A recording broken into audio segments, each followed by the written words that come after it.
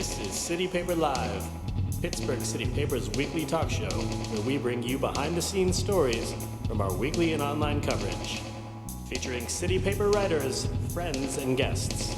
Welcome to the show. Welcome to CP Live, the weekly podcast where we talk about news in Pittsburgh, basically. Yeah, whatever we want. Yeah, whatever we want. This is Amanda Waltz, senior arts and entertainment writer at City Paper, and I'm here with Ryan Dito. Who's Ryan Dito? I'm also a senior writer, but I cover news and whatever else we have to do. You cover the real stuff. The hard-hitting. The hard-hitting about news. pizza. Well, speaking of which, that's pretty much what we're going to talk about. Yeah. Is all the stories that did really well. 2019, baby. It's almost over. City Paper stories. City Paper only. stories. Screw only. those other pubs. Just kidding. Love you guys. Okay, we're off to a great start. Yeah, so we are going to talk about our individual favorites. Right. This is about us. This is about us. Yes.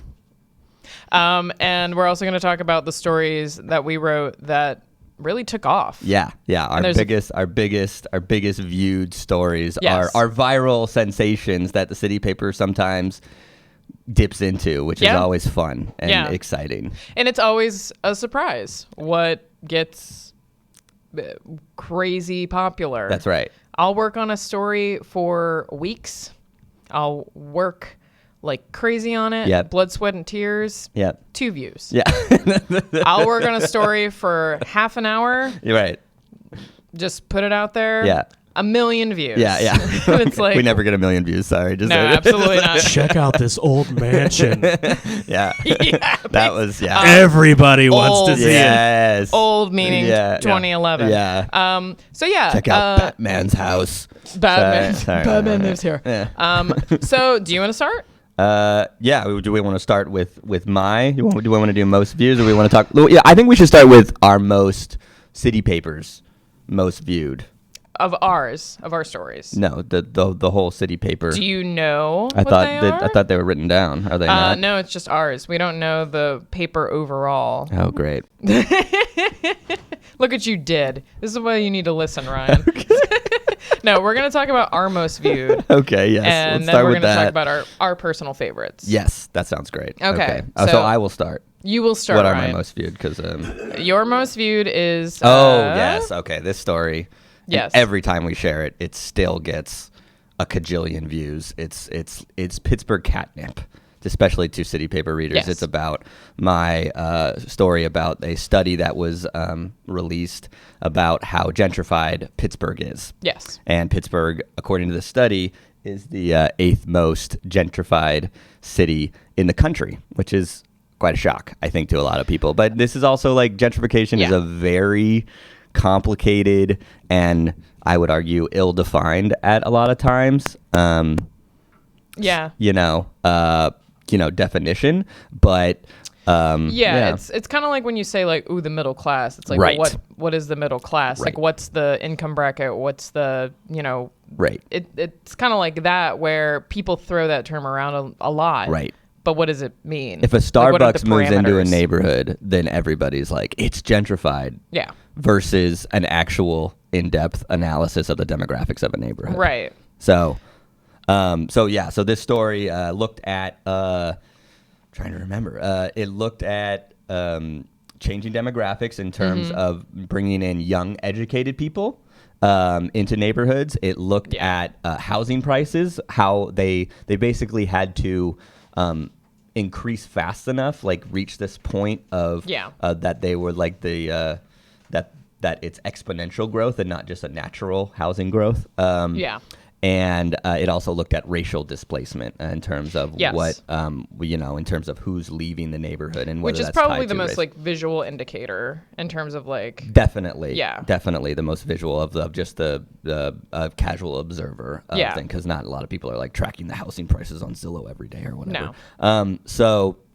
The neighborhoods that were on this list were downtown, Lawrenceville, basically all of Lawrenceville. Really? Downtown. Yeah, see, this is everybody's like, ugh. But downtown, Lawrenceville, Bloomfield, Central North Side, and a part of Mount Washington and St. Clair Village. And basically St. Clair Village is only on there because they lost a housing project. And so there was this massive housing project where a lot of low-income people lived and a lot of black people lived, and then that got torn down. And so obviously when that gets torn down, a lot of shit's going to change. Yeah. You know? Yeah. So those were the neighborhoods that were on the list. And East Liberty was not on the list, which a lot of people were like, what? It still could be like in the future, like maybe the gentrification was a little bit later, but that's basically where the consensus of like, oh, this is the most gentrified is East Liberty. And I think it probably still is, but not according to these metrics.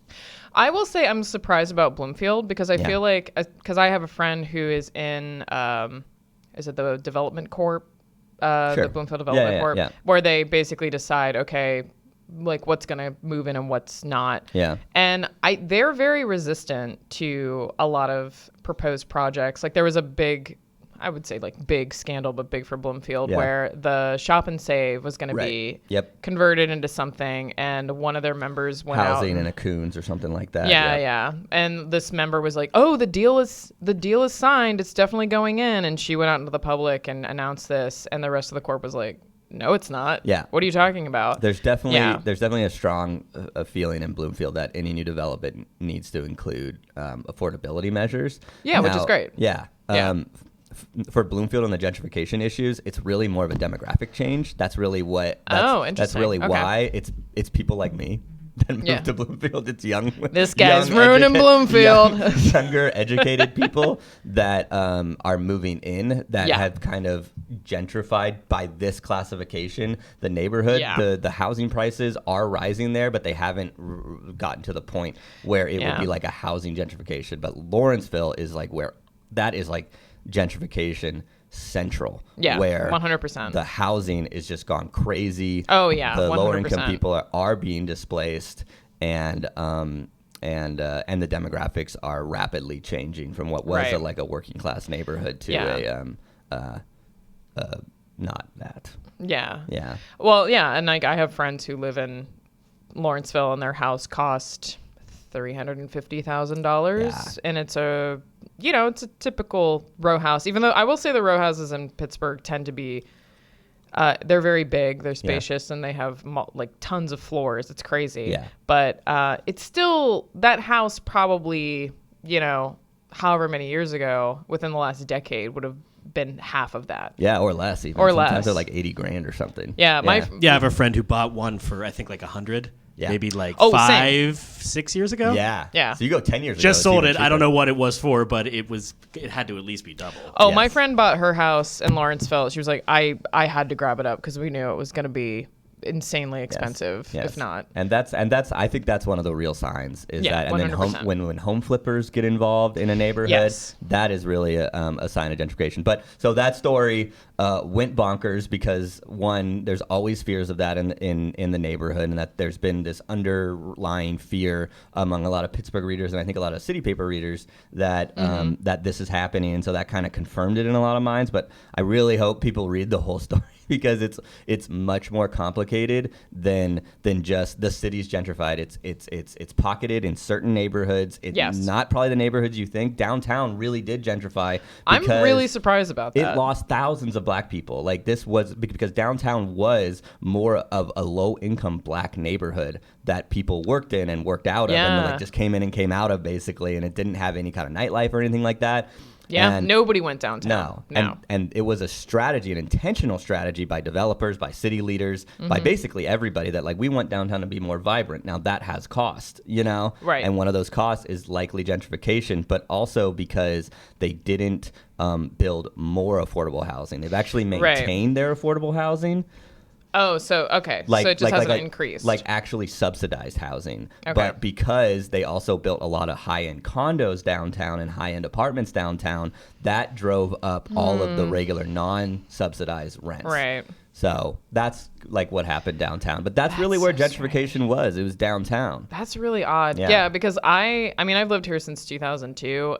I never went downtown. Right. Ever. And then, of course, it's changed a lot. But I never thought of people and maybe this is definitely my own ignorance, I never thought of people living downtown. Right, but they did. Yeah, obviously, because I'm an idiot, so I'm making dumb assumptions. Yeah. Okay. Yeah, let's keep going. But no, that's great.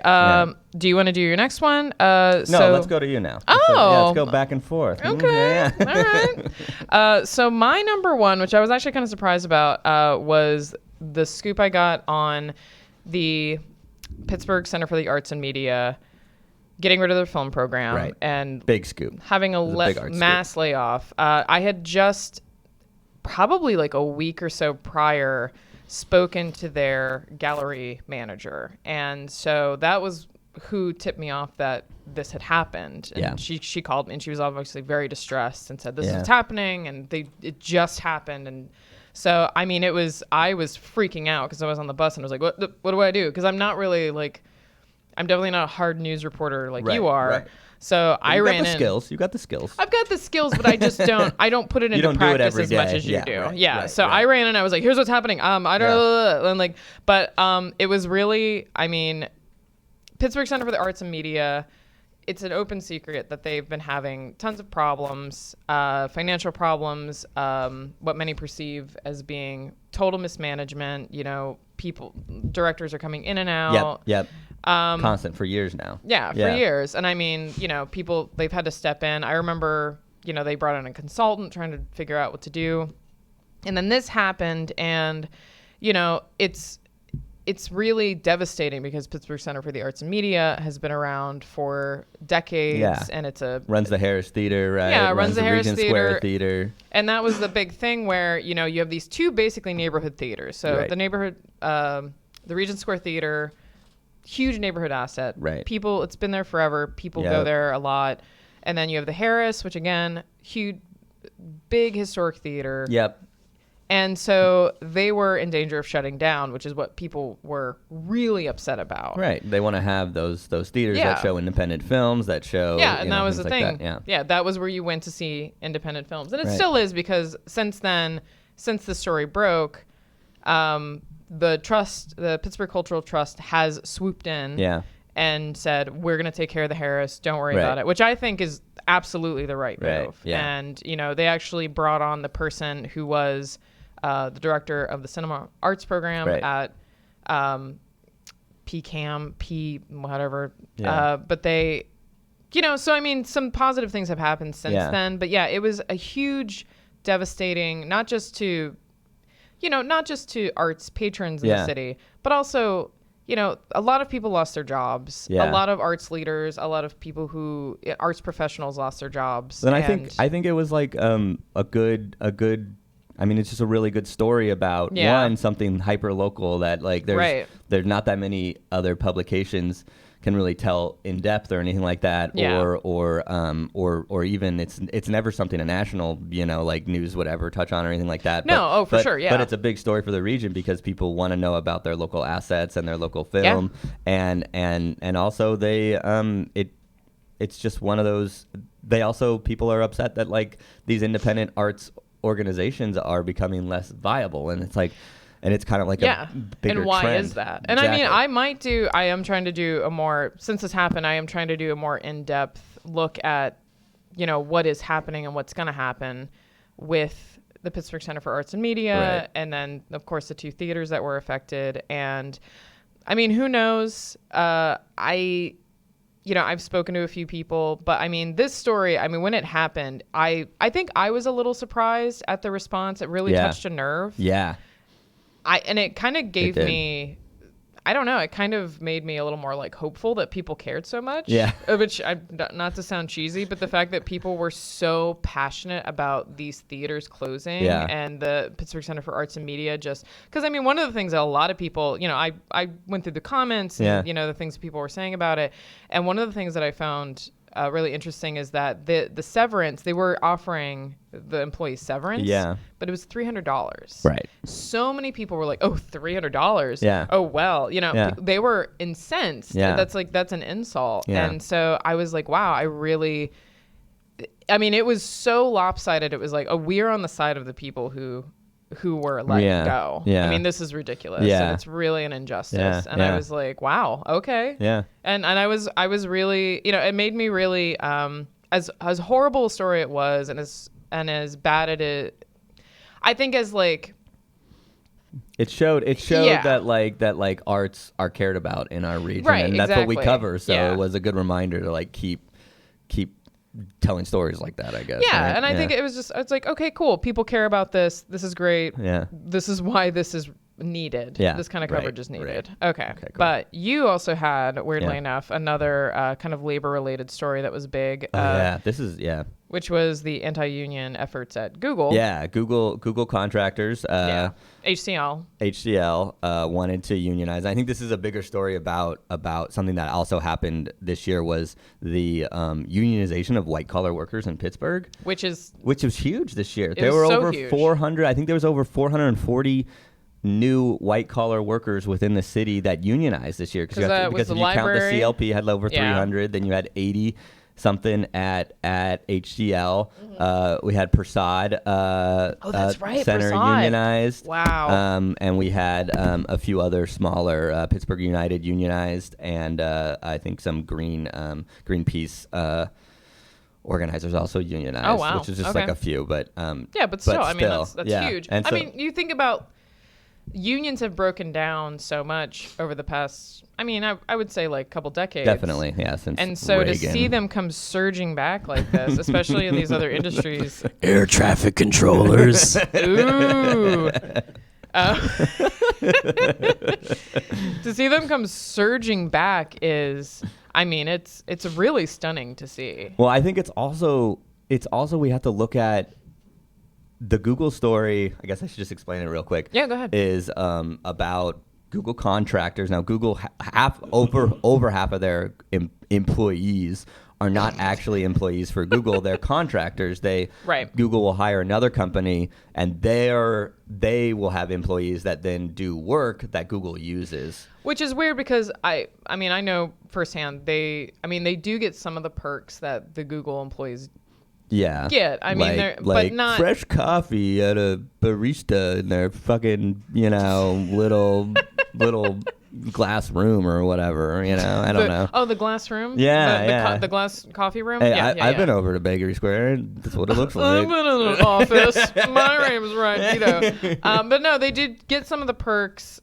Not all of them. They work in the office, but they're not treated as workers, and they're very isolated. Yeah, exactly, and they're not technically workers for one of the richest companies in the world. They're technically it's way too weirdly defined. Yes, and so anyway, but because they still do a lot of work for Google, and because they wanted better benefits and they wanted better, they really wanted more formality and more.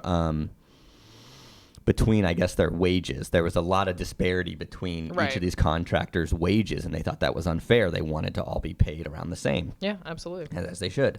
And so they decided to unionize about 80 of them, and I wrote a story about how there was not only efforts by HCL to push back against the union and to kind of spread their anti-union message to the workers. There were also some workers within HCL who were also anti-union and were also spreading, the messages of the workers.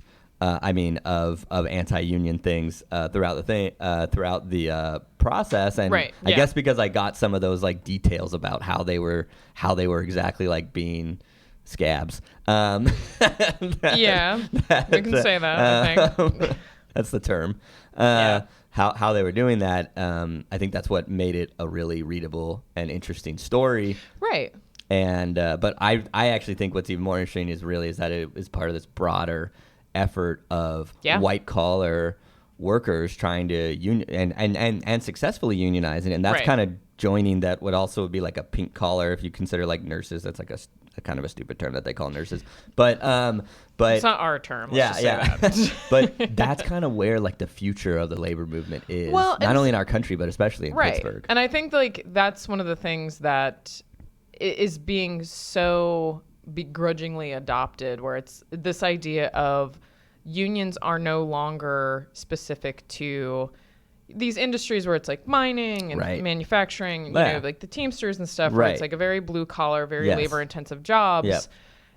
And I remember years ago, I wrote a story about how, I think it was in Wired, but I read this article about how coding is the new coal, is like how they put it, which is kind of a way to put it. But I mean, basically what they were saying was the jobs now that are sort of like a job where you can get a certain amount of training, you can get pretty good benefits and all this stuff. It's not these, you know, it's not these sort of like more blue collar jobs. Yeah, it's not manufacturing. Yeah, it's coding or things like that, which I mean, I feel like that is still a little iffy.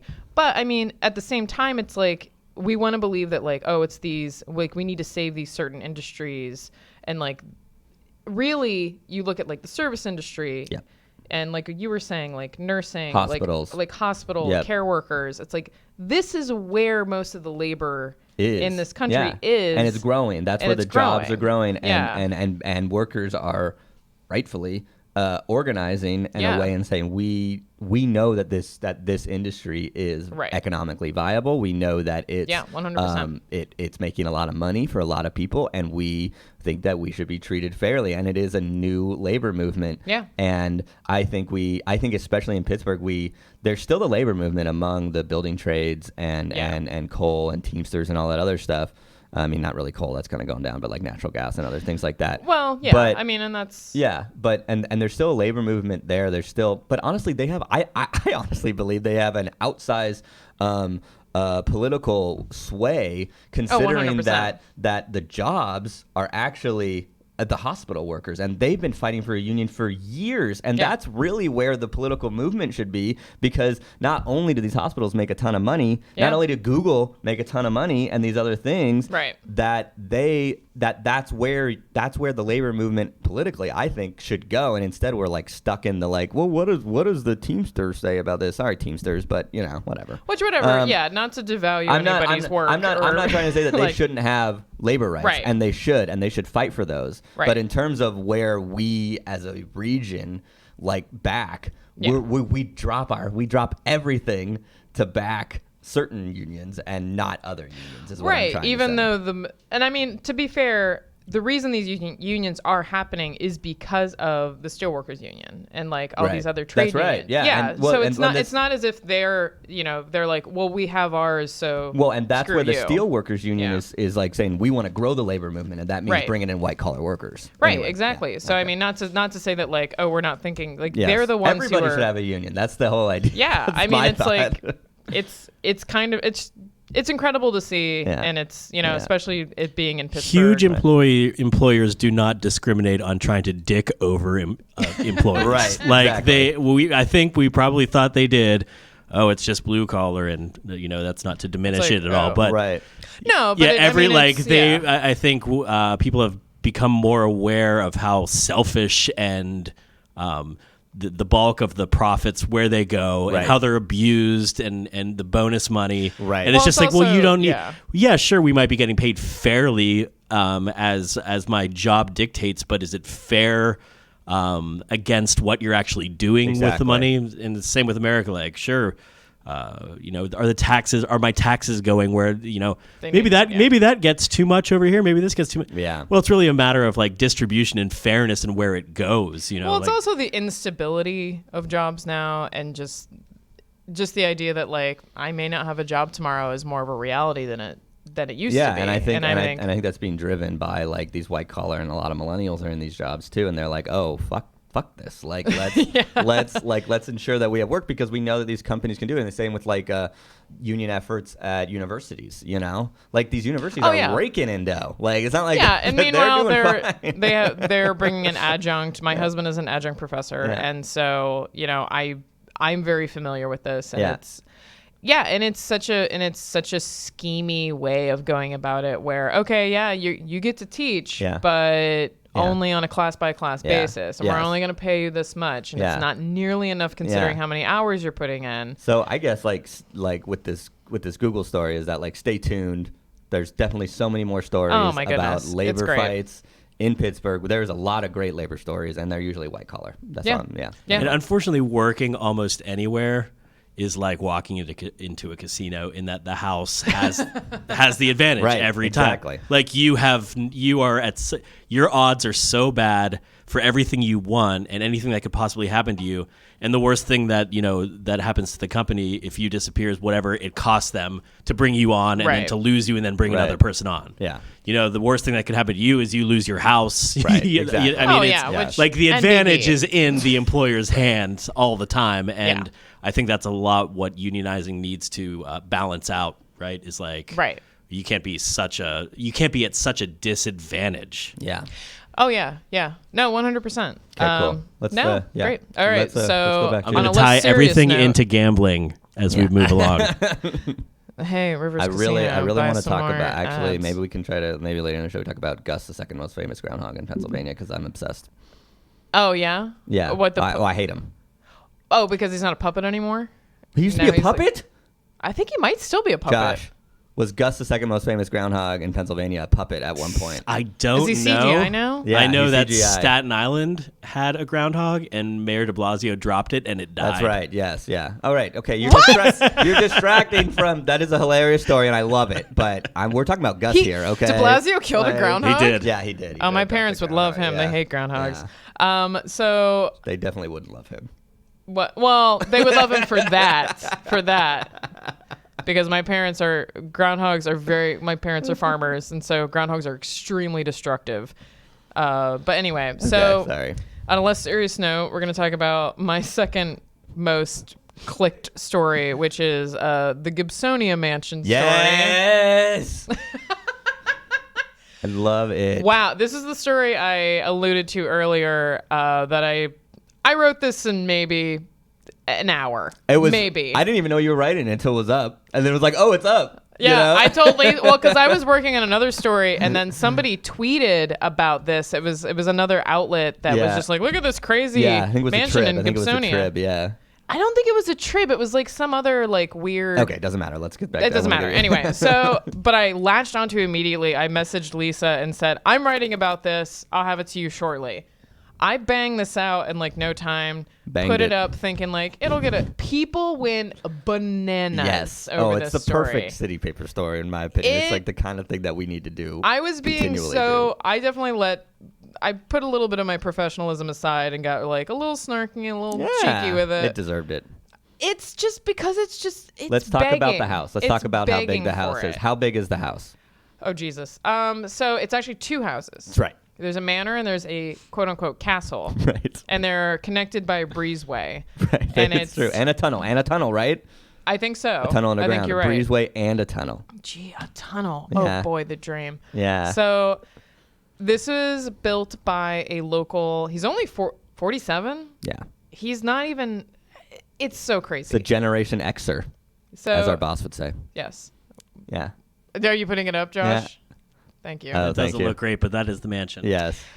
Mansions. But it's, I don't even remember how much it was. It was 15 bathrooms or something. 15 bathrooms, 20,000 bedrooms, just insane numbers of rooms. And there's so many things. There's so many things. But the reason it got so much attention is because of some of the features that were very specific to the person who built it, who was this local guy.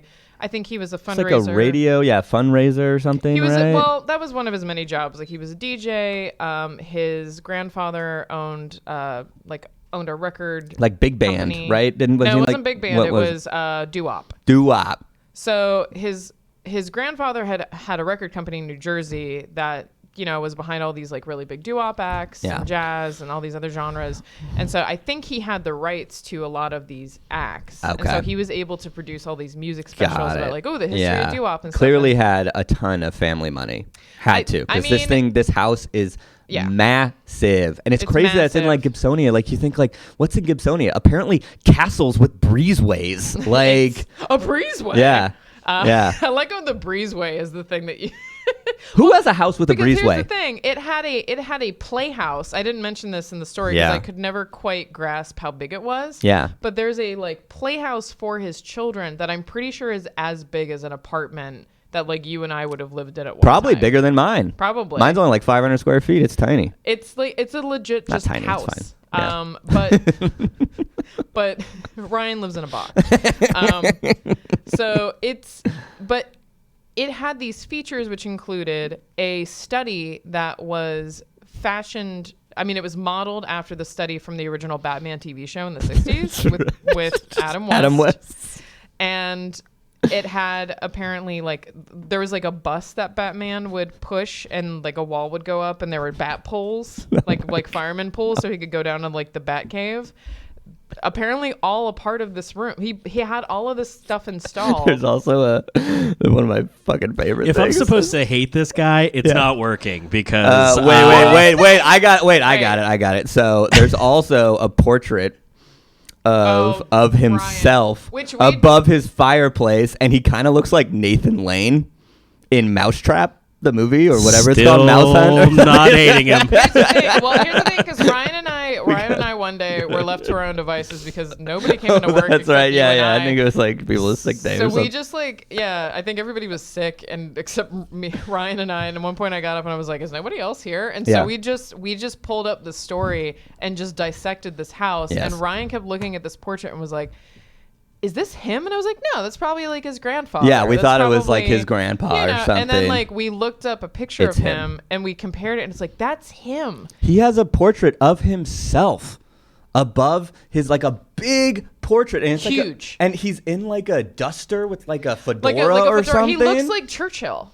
Yeah, but he's not. He's dressed like Churchill, like, you know how Churchill would wear like a big overcoat and a hat. But also the portrait is like superimposed kind of like over his manor in the background. It's like and then there's those, also a littler portrait in the corner. Like there's the big one, and then there's a little portrait of him, and then there's his like manor in the background. Also, again, this man is only 47 years old. Yes, and so he read the story, right? He read the story. And he sent a very long email to Amanda. A couple very long emails. Defending, because a lot of people were like, well, one, Amanda was really snarky about how gaudy and over excessive this house was, because it was massive. I'm sorry. I don't care. I do not care if your family is 10 people. It's too big. It's too big. You don't need 18 bedrooms. You don't need, or whatever again, it is. We talked about this. We talked about this. You don't need a Batman pole.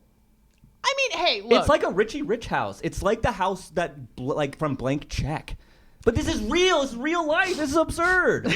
Like, it's like all of the absurdity that exists in America. Like, this house should not exist. Like, well, and he's selling it, which is the craziest thing. Burn it to the ground. Here's the thing, though. If, nerds, quote unquote, as they used to be defined, are now like cultural overlords, right? Yeah, right. Like, Sure, and now let's just say that half those people or whatever, let's put a percentage, give them his money. Yeah. You don't think we'd end up with 300 of the same castle? So I guess my point being, I'm not disagreeing with you, but I still hate it. I still sure. No, I hear you. I'm just saying to point out like that this is like a singular kind of behavior, right?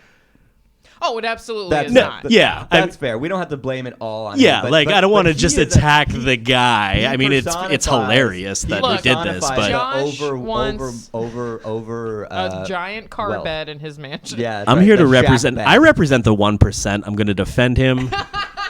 This guy rules. No, look. Here's the thing. When nerds get money, boy, do they go all out. When nerds get money, definitely has to be like a show. Yeah, when nerds that's get our money. Show. Oh, but here's the thing. If I had endless wealth, and I point this out in the article, I was like, look, I want to go into this house and I want to do Meatloaf cosplay. I just want to run around and pretend I'm in the Meatloaf in the music video for I Would Do Anything for Love, but I won't do that. Yeah. So it's like, look, we all have a weird just, I don't know, like interest, and like we nerd out on stuff. So it's like, so I kind of turn it back on myself where I'm like, hey, who's to say that I wouldn't go in there and just go and just Meatloaf out?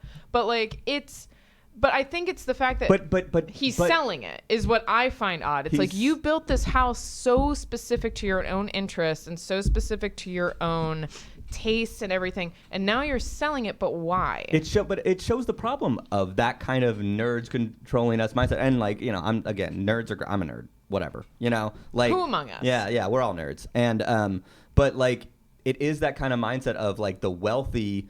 Geeky kind of like let's spend our money on these personal things. It shows the problems that exist in America, because once you don't want it anymore, who is going to buy it? Right. It's just going to sit on top of a hill in Gibsonia and be like, what is this? And it's way overpriced, and it's way too much, and it's all these things. Yeah, because I think we looked up the value, the actual value of it. And also, this guy, sorry to attack him, I'm going to, is defending it like, no, I needed this for my grandpap. Like, that's what he said in his email. It's ridiculous. You cannot defend it. Just say you're rich and say you wanted it because you made a lot of money and your family made a lot of money and it's fun and my kids liked it and whatever. But to try to have a sob story over this fucking massive house, my God. I'm going to flip this table over. I'm just like... Anyway... But it was a fun story, and everybody liked it. So fun, really fun. Yeah, it was a fun story, and it was just so mind-boggling. Like I said, because it'd be one thing if it was just like if it was like a Lifestyles of the Rich and Famous profile where it's like, let's go into this guy's house and show everybody what he has. And like, look at this thing. But instead, it was a real estate ad.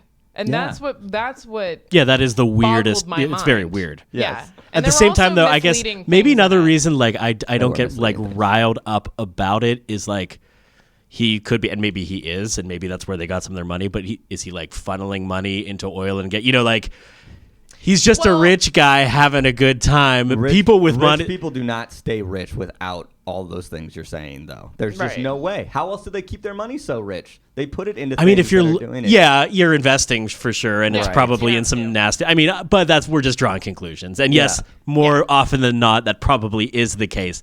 But at least I don't know that about this guy, so I can cut him a little bit of a rich guy. If we're piling them all together, he's on the lower end of my frustrations. He's on the lower end. He's on the lower end, but his house still personifies, I think, what is a lot of wrong with and I think that's why so many people. I think this is why touched a nerve, and this was something that I pointed out because we had Charles, our architecture critic, on, and we talked about this in a past episode where, as he pointed out, he's like. We had a discussion about the fact that with McMansions, of course, exploded in the U.S. for a while. Yes. And now, and it was very specific to a generation. The boomer dream. The boomer dream. Yeah. Where it's like everybody can have a mansion. Yeah. Yeah. Like you can have a mansion. Yeah. You can have a mansion. No, look at this. Yeah. And so they built them, and they built them really quickly, and they built them really cheaply. Yeah. And they're huge, and they're very impractical. And now that boomers are aging and are like, well, now we have to like size down. Mm-hmm. Their kids don't want them. No. So like millennials are like, number one, we can't afford them. Right. Number two, we just don't want them. Yeah. Like we're just like, we don't, because we've had to live in austerity for so long. Like we now know that like we don't need this. Also those they're not environmental. They're not these like they don't match the values of a different generation. Yeah, the cost associated. It's not just buying it. It's the cost associated with like maintaining it and upkeep and everything. Yeah. It's like now you consider all of that. Yeah. So, and like we talked about that, and I think like that's what kind of touched a nerve where it's like everybody's saying like, well, he can do whatever he wants with his money, but it's like, well, no, but it's also the idea that like now he's selling it. Yeah. So and there like, are consequences why is he selling to it? And also like, he built it out in the middle, like away from the city, and like, why did he build it away from the city? Was it a tax issue? Oh, like, definitely. Because the property taxes out in Gibsonia are nothing. Yeah. Because so everyone's rich, so you don't need to have a high tax rate to pay for a service. Okay, I'm getting way too into it now. Yeah. So there's like a lot of class and like generational, and a lot of there's a lot of different like. As much as people want to look at it like, oh, it's just like a funny story, which I mean is what I meant for it to be. There are a lot of like political I think it brings things. Up those themes, and that's what made it so readable and so shareable, and people wanted to comment on it. Right. Is because there was so much more than just a Lifestyles and the Rich and Famous. Look at this Batman pole, like it was so much more than that. But I'm sorry, that portrait is gold. I mean, it makes me chuckle every time I see it. We spent a good hour just is it laughing. Him? Is it him? Is it him? Like we looked up like several pictures of this guy. All right, let's go. Okay, so your next story, Ohio Valley, a pizza. Oh yeah, a pizza. No, it's just pizza. It's just pizza. Yes, this was also a story that a lot like your mansion story that I was just like, one day I was in Ambridge, as sometimes I am. As one is sometimes. I hear they have a great main street in Ambridge. Merchant Street is what it's called. It's really long. Anyway, so I was in Ambridge, and there's a pizza shop there called Police Station Pizza, affectionately known as Police Station Pizza, officially known as Did Pizza they change House. it? It's officially known as Pizza House. So, okay. but it's right near the old police station, and it's the style of pizza that is a square pizza, a light, doughy crust, crispy on the bottom, a kind of a sweet tomato sauce. And what they do is they usually just bake it without any toppings on it, or they put a little bit of cheese, but not a lot. Okay. And then they bake it like that, and then they take it out of the oven, and then they add cold toppings. Oh, yeah. So the cheese is cold, too. The cheese is cold. The pepperoni is cold. Whatever else you want to get on it. They will usually melt within like a few minutes because the pizza's still hot. Okay. But the cheese is never like that molten, like burn the roof of your mouth. Yeah. Cheese. And anyway, this style of pizza is known kind of, but not really, as Ohio Valley or Ohio River Valley pizza. Okay. It originated in Steubenville, which is on the Ohio River Valley in Ohio, and it kind of since then has kind of migrated up the river into towns like Beaver Falls, Ambridge, and there's even one in Banksville in Pittsburgh called Beto's or Beto's or. Yeah. Okay. And so. I love Police Station Pizza. It's my favorite pizza in the region. And I decided that I was just going to write that we, as Pittsburghers, should brag about our kind of unique pizza style that we have here in the same way that like Detroit has a pizza style or St. Louis has a pizza Little style. Caesars. Yeah. Detroit style pizza. New York style pizza, you gotta fold it. Like that. Yeah. Well, there's a ton of like you have Chicago deep dish. Connecticut has a style. Like like all these things. Like we do have a style that isn't just mediocre pizza shop. And you got California pizza. You put avocado on it and and crazy. tacos. Okay. Anyway, so I just wrote this as like kind of like an homage or like something like an appreciation of this pizza, and I guess I'm assuming because I framed it as I actually gave it a name, which not a lot of articles have ever done that they actually called it Ohio River Valley Pizza. I actually gave it that name, and I said we should brag about it, and holy crap, it just got shared like crazy. Either people, I think it was a combination of people are like, what is that? Like, I've never heard of that. I've never had it before. I will say, I've never had it. Right. Okay. So that's right. And you've lived here for years. Yeah, I've never had it. Josh? I've only had it at Beto's or Beto's. Okay. And is that the one on the north side? No, that's the Banksville one. That's and I've had that since I was a kid because it was my dad really liked it. Okay. And I was like, what is this stuff? So growing up, I thought, well, maybe I'll give it a try now since I'm not like a pesky little twerp that hates everything that's different. But then I heard that there might be better ones to try, so I'm definitely willing to try the top-notch versions. Yes. But as for what I have had, right. And so there's this like combination. One, people have never heard of it, so I think there was that like I better click on that because I don't know what that is factor, you know. And then two, there's the people who have had it and are like, it sucks. So who's this idiot saying that he likes it, you know? And then there's the other side, my side, that are like, I love this. Yeah, it had all three of those participants. Like I'm gonna defend it. Like I'm gonna get my sword and shield out and kill all the mean commenters. Like, and it just we never kill commenters. No, just sorry. letting everybody know. Metaphorically, we own them in the comment boards. Owned. Anyway, so anyway, it had this like it had this perfect combo of all that, but it really was just like I got it on a random day. I took a photo and I'm like, well, I just kind of want to write about it. I've been wanting to write about it. Right, yeah. You know, and I did, and man, yeah, and it's definitely like one of those things we've like shared a few times, and it's still like it's that perfect food article that kind of like brings up all these different issues, and I didn't mean it to be. I just wanted to brag about the pizza that I like. Just like I didn't mean for mine to. I thought like people would just be like, ha ha ha, look at this, and it exploded, and it's crazy. Yeah. When that happens, and I will say, you and I have talked about this before. food stories in Pittsburgh blow up a lot, and drink stories. Right. Yeah, right. Yeah, and especially online. And and I think a lot of times it's because I think with food and drink, it's it's inoffensive. Yeah.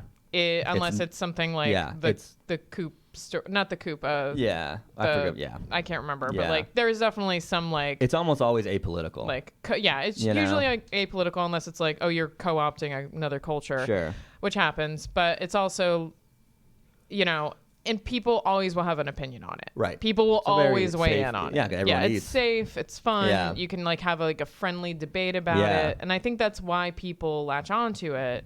And you can just be like, oh, you're wrong. This pizza's garbage. Yeah. And I mean, like I used to write for Next Pittsburgh, and I remember, and I told you this. One of our biggest Stories was the Natural Creamery. Yeah, Natural. Yeah. Natural. I call it Natural. You call it Natural. But that it's just an ice cream place. It's just ice cream, but it's people just a with gimmicky ice cream place. People lost their minds over it. They put it on a Cold Stone and then they roll it. I don't want somebody fondling my ice cream and like kneading it and roll it and like my ice cream. Yes. It's flu season, people. I prefer it at Cold Stone because they slap it around and I'm like, ooh, slap it. Honestly, I actually think Cold Stone, which isn't the like subpar freezing block that Natural is compared to Natural. That's not what it's called, but I like that everyone's Natural. But I think Cold Stone is just better ice cream.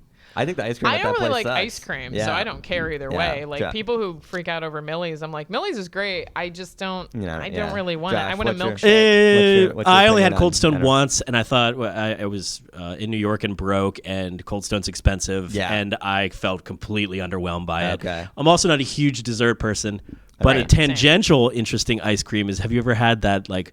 When they make it in front of you with the nitrogen oxide or the I've heard of that. I've never done it. I've had it twice, and the first time I was like, this is so stupid. And then I had it again recently, and the texture of it is like, it's so appealing, but it's like, it's kind of got like, it's smooth. Yeah. It's got like a yogurty smoothness to it. Really? So try nitrogen made in front. And it's also really cool to watch. They dump milk in. And then all this smoke comes up and cream. Right? Yeah, and they stir it around and they put flavor in, and then it's ice cream, and the texture it's like so smooth. You know what I love? The ice cream of the future, Dippin' Dots. No, let's not get into Dippin' Dots. I legit love Dippin' Dots. Dippin' Dots, call me. Love the dots. It's not the ice cream of the future anymore because it premiered like fucking 20 years ago. I know, but I love it. I love that you can get it out of a 30. vending machine at like Hershey Park. I love it. I love Dippin' Dots. Oh, when Kennywood got the Dippin' Dots, Pittsburgh was a buzz. I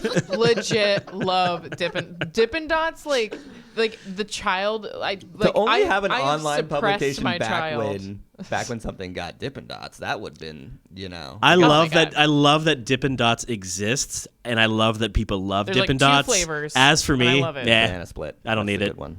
It's just I usually suppress my like childlike wonder, but there's something about Dippin' Dots where I'm just like Dippin' Dots. Like I get so goofy whenever I see Dippin' Dots. If it's like at the mall, whenever I haven't been to a mall in years, but it's like I'm just like, oh my god, I'm gonna go get some Dippin' Dots.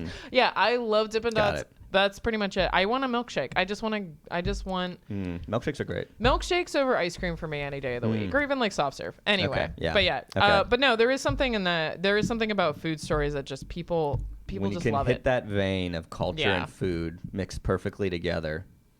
Yeah. Oh, great. Yeah. Yeah. Well, now I need to try this Ohio Valley pizza. Yeah. We gotta go to Ambridge. Yeah. It's a little bit of a hike. That's okay. Yeah. Okay, we're gonna do road trip, Brian. Oh. You and me. Yeah. Let's do it. Food road trip to Beaver County. Let's do it. Fucking I'm so excited. Ohio Valley Pizza, hot dog shop. You want to talk about great milkshakes? Hot dog shop. Really? Oh my god. You love so hot dog shop. And love your collector's cups. My collector's cup my God, of Frosty the Snowman and the Grinch and Santa standing for the flag it's real, folks. Well, Rudolph's There's a real thing. Here's the thing. Rudolph's going like this. I'm like, a deer's legs. No. He's He's covering his heart. Because they respect the troops. Rudolph stands for the anthem. All right, let's calm down. It's real. Art. It's a real cup. It's freaking art. Yeah, they're huge Trumpers, the people who own that company, but they have the best milkshakes. So. Oh my God. Yeah. Okay. So anyway, my next story is Space Gallery, which is very, very close to us in downtown. They had a show that was literally just a bunch of dots. Was the name of it? It was like underscores. Yeah. It was Brett Yasko. It was a kind of like a secret for a long time because it was 87 artists went out, local artists went out, and they just took a roll of photos, and then they gave it over, had no idea what was on them. Okay. And then, so the entire exhibition was just those rolls of photos. Okay. And it was really cool because it was, like I said, it was basically just like kept a secret. Yeah. It's like, okay, this thing is going to go up in Space Gallery, but you know, nobody knows what it is. And like tons and tons of people, you know, submitted to it. And it was, I mean, I went and saw it and I wrote about it, and it is, I mean, it really was a sight to behold. I mean, it was just like wall after wall of these, you know, of these strips of film. Yeah.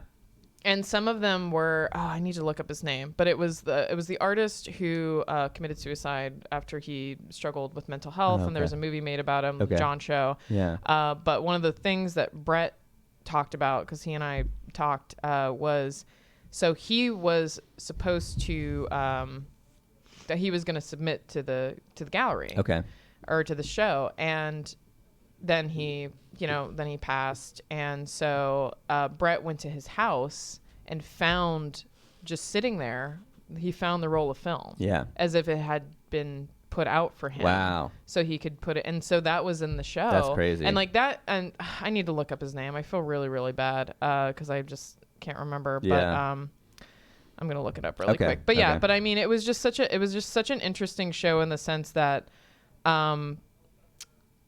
you know, and you just see all these different perspectives. And I mean, it's people, you know, like taking, you know, and it's very like, it could be like neighborhood specific, right? Or it was, it's one of those things that like people can really connect with when they go to like an art show. Because you go up and you're like, oh, that's my neighborhood, and you know, I know that place. And so John Riegert is the name of the artist. Oh yes, yeah. Riegert. He's been on our cover before. Yeah. Mm-hmm. So I mean, he was a really big, you know, he was a really beloved figure in the art scene here, and people really respected him. And it was such a loss. I mean, people were really devastated when he passed. And I feel like that's another one of your stories that kind of shows that like arts reporting does matter. It doesn't always get as much traffic as we want, right?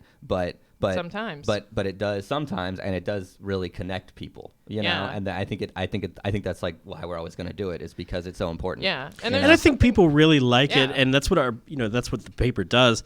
And I think metrics and whatever don't really represent how much people appreciate it, because people go on the internet sometimes to just be mad and to click things that prove their point about something. Exactly. So they're not necessarily sharing or clicking these things that they might be reading and enjoying. Right. So you can't always fall into that hole of let's just have stories that people are going to like share and be mad about, or even share and laugh at, or something like that. Sometimes we need these stories, and at times they can really amass enough people that it spreads the message. That's really important. Yeah, and I think it is one of those stories that I find most memorable, just because of that story that Brett told me about, you know, going into his house and just finding this roll of film. You know, I found it really touching and really emotional. You know, and it's, you know, and like you and I and the staff here, we're busy. We're always, you know, trying to reach deadline, and you know, we're always writing, and so sometimes like we just don't really have time to be affected by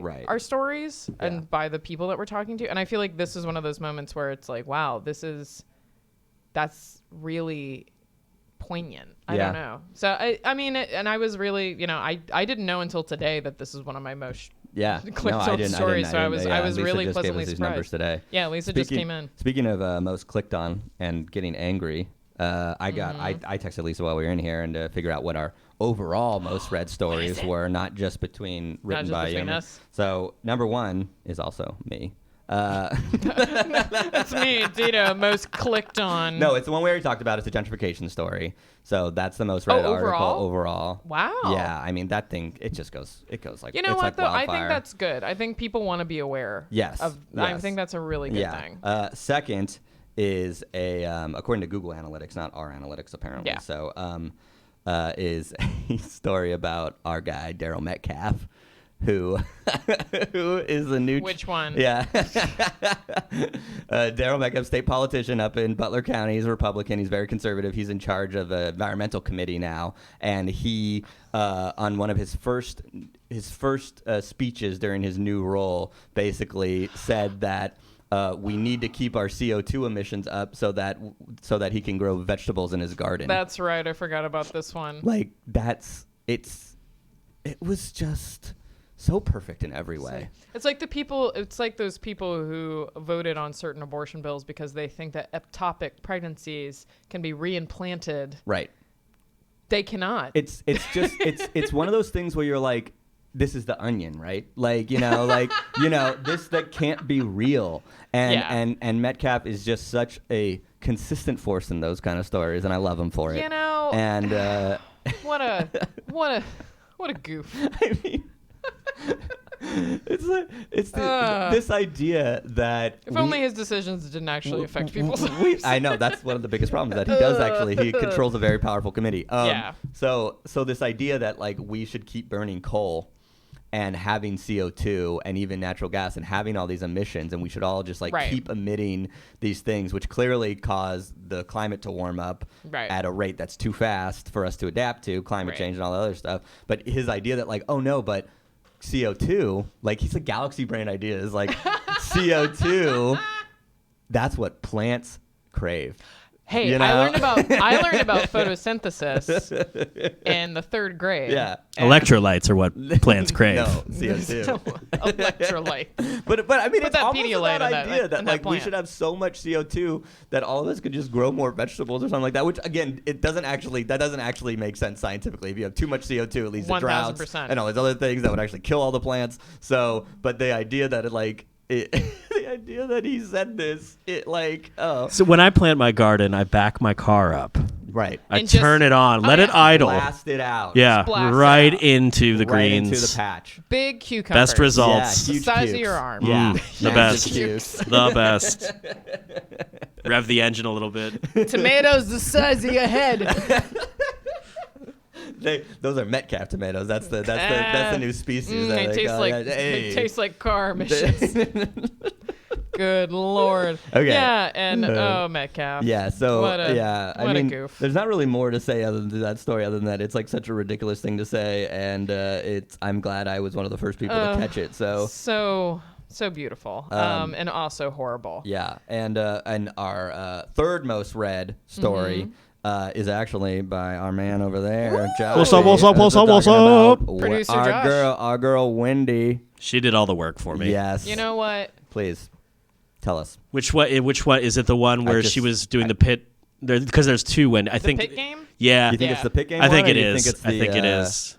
I don't know. Which the other one one was is. where she sent that tweet about like note to housewives or something. Oh, Remember? Let's just talk about whichever one you want. Because wait. Are we voting which one it was? I'm pretty sure I have no idea. I'm pretty sure it's the pit one. Okay. So she was hired to do like pit pregame. Yeah. Which over thousands of sportscasters, former athletes, former pit players. Yes. Literally anyone. Literally anyone. To bring her opportunistic, feel-good stories with her selfie stick filmed videos. And so I can't remember. I mean, really, like I said, it was really just saying that she had done it, you know.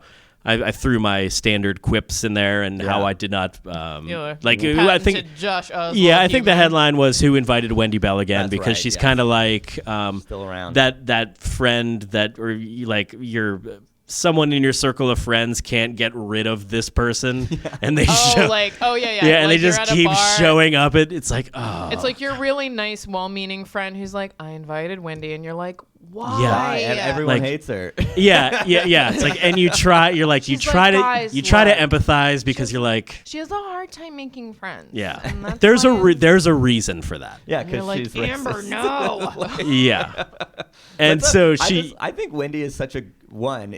She's such Pittsburgh City Paper reader catnip. Like, 100%. We publish a Wendy thing, and it's just like, blah, and I think we got to a point where I think I wrote one. And it was like, oh, it's too much. Like we have to slow down. Sometimes she surprises me, but I mean, it's like, for example, they did the it was her when she was on the Marty show. Like we're not gonna. Nope, Ryan, we're not going to get on that. Not going to go there. But they had, I think it was like a local politician talking about how it was an anti-vax. Oh yeah. And Metcalf, I think it was Metcalf. Was it Metcalf? He's an anti-vaxxer now. Jesus. Yeah. But I mean, I was really surprised. Wendy and Marty were like, "This is dangerous, and you need to vaccinate your kids." And I was like, "Wow." Yeah, okay, even they have a line in the sand. I guess. They have a line. So sometimes she does surprise me. Yeah. I'm not. But anyway, what I think really interesting about Wendy is that she kind of proves that point that like cancel culture like isn't a thing, you know, because she got fired for like sharing on social media some pretty racist stuff about teens and about the mass shooting that happened in Wilkinsburg. Right. And I think justifiably got fired. And then and as a reporter you have to be objective. Well, and it wasn't objective. I mean, but even as an anchor, it's like I think you can have an opinion, but you can't have a racist one. Well, I mean, it's just there's so many, but yeah, there's many levels to it. Yeah. You can say like, oh, it was on her personal like Facebook account. Yeah, but she shouldn't be fired. Following but it's a little different. It's like, but she's a public figure. Yeah. And when you're a public figure, exactly. you are not exempt from getting fired for saying bad, offensive things. And I took a class on First Amendment law. but I think for all of this is that like she's back. Like she's got her own radio show. She's like totally okay to be on KDK pit things. Like the cancel culture like doesn't exist. Like she's not canceled at all. She's just as popular as ever. I think she what got fired happens for her is like one job. It's not that cancel culture doesn't work. It's just you just have a niche audience that still accepts you, and that's niche. She's on the Pit fucking halftime show. That doesn't really mean a whole Pre-game. lot. I believe. I'm just saying is that you also know pre-game really doesn't mean a whole lot. But I mean her thing is that I don't think her thing is that niche. I think it's that we've accepted her just back into the fold. I also the phrase or term cancel culture is I hate that it exists because really it's called consequences. Right, exactly. This is what I'm saying. You suffer when you do something stupid or bad or wrong. Yeah, and I'm saying is that she's not even actually really suffering. No, she isn't. Yeah. I just wanted to bring up how much I hate that phrase and how it cheapens what people are doing to these people. Yeah, people react poorly to crappy stuff. Yes, to offensive statements. Yes, what a surprise. Yeah. Oh, Wendy. Okay. Wendy, you know what? Keep going, girl. Yeah. We want to. We need those clicks. Give us more. Give it. We want it. Give it to us, Wendy. You pay my mortgage, girl. You help pay my mortgage. Okay. All right. We're at an hour, and I would keep cruising except for all the stuff we have to clean up. Let's just say, so this is something that Lisa wanted us to talk about. Like, what are some of your hopes and dreams for 2020 in terms of coverage? I don't know. Housing. More housing stories. More union stories. I mean, union stories. So we are probably going to see more union coverage. Yeah, and there's going to be plenty of political coverage. Hopefully, try to do something unique and interesting that people will actually, because we can't compete with the big national things. We just don't have the resources, and I don't want to. And so hopefully, some unique, fun, and insightful political stories. That's what I hope for. Yeah. Well, I would say I would be open to more stories just covering food culture in Pittsburgh. Yeah. And especially being more in depth in terms of talking about more behind the scenes of the food, because I think we tend to, talk about certain restaurateurs and certain figures as if they're going to save Pittsburgh with their their gourmet hamburgers or whatever. Yeah. And I think I would like, and we have like talked about this a little bit, but just talking about sort of like the inequalities and some of the abuses that happen in the restaurant industry here and the service industry here. And I think, and also just like some more fun ones. I know I mentioned one to you that I'm still French fries. No. Wait, am I leaking it? Yeah. Okay. You know what? Screw it. Yeah. What do you think are the best French fries in Pittsburgh? Right. I am a big French fry eater. Yeah. We gotta rank them. We have to rank the French fries. It's a French fry town. We gotta rank them. We have to rank the French fries. The fries. Rank the fries. Tell me your favorite French fries in Pittsburgh. This is the kind of stuff I want to talk about because I mean, here's the thing. One of the things that people, and they're like, oh, another stupid story from City Paper. We're arts and entertainment. Yes, it's entertaining to read about that. Yeah.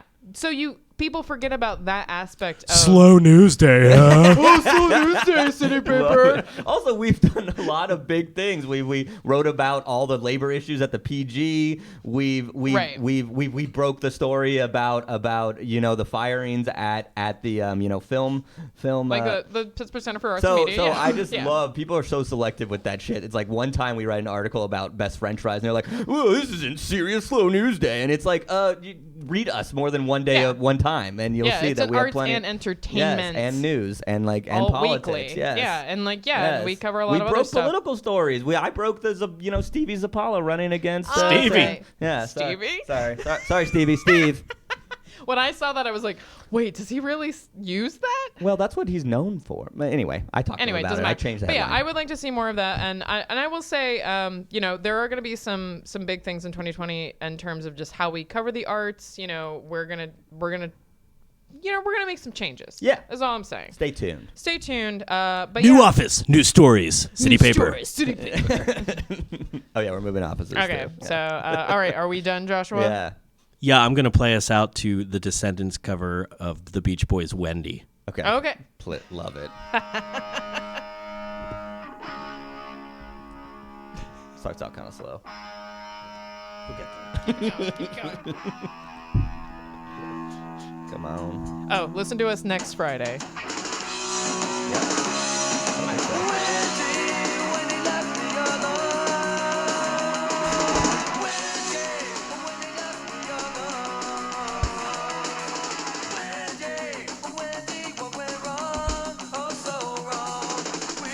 Wendy Bell.